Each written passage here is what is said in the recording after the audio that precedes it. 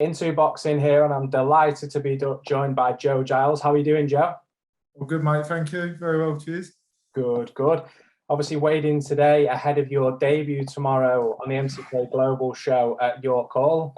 How did today go, and how's the experience ahead of your first fight been for you? Yeah. It went well, thank you, mate. My weight was bang on, really.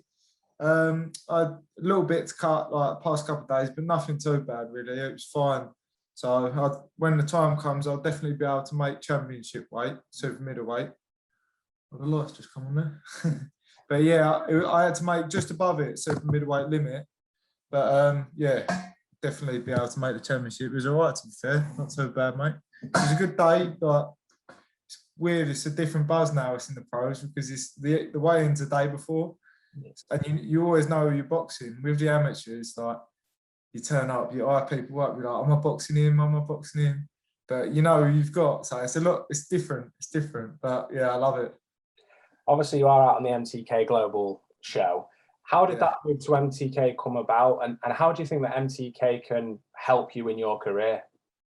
Well, it came about because Lee spoke to my amateur coach, Les Cook, and sort of like got spoke about, and then Lee knew Riley, my new coach, so I sort of went from there, really. I had a meeting with Lee about turning over, and it just went from there because I was going to wait for the elite ABAs, the senior ABAs, so I was going to wait for them, and then they got cancelled because of COVID.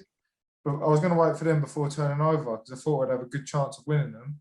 And then that got cancelled, and I sat down with my amateur coach, and he just said, look, what's the point in waiting a whole nother year, getting older, and the time's now, let's just turn over. So that's how it happened, really. And being signed by MTK is just the best, really, because I can fight on other platforms, I can do whatever, really. And even their own shows are good, so it's a win-win, you know what I mean? Yeah.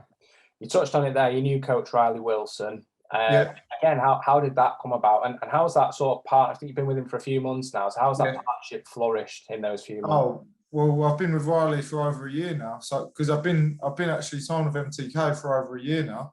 Okay. And I'm only just having my debut because of COVID and things like that. But I've known Riley for years, like even before going with him. I knew him for years because he used to train down my old amateur club.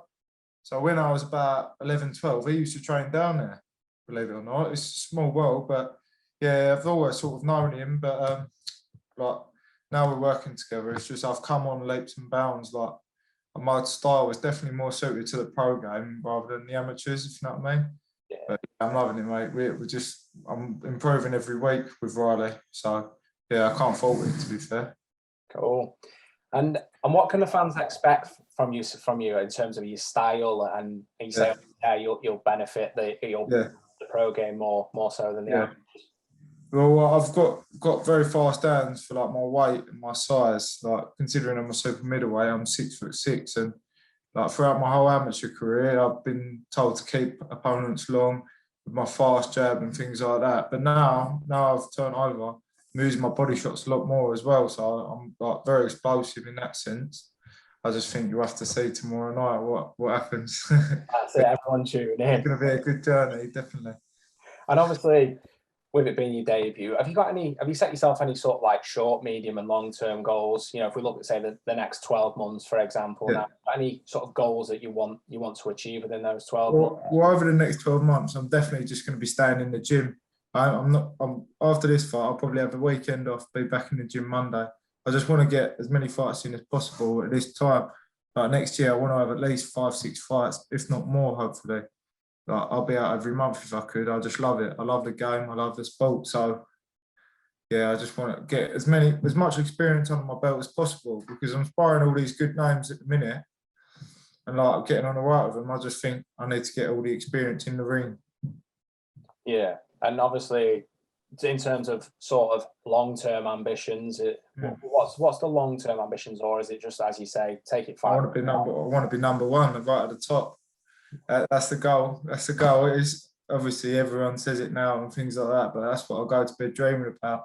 I don't want to say it's too much too yet because I haven't even had my debut yet. You know what I mean? Yeah.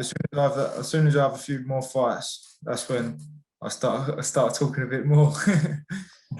You touched on there, obviously, what looking at being #1 in the division down the line. Obviously, got a big super middleweight fight coming up next weekend between Canelo and Caleb Plant. So while we've got you, can we get your prediction for the fight and how you see it going?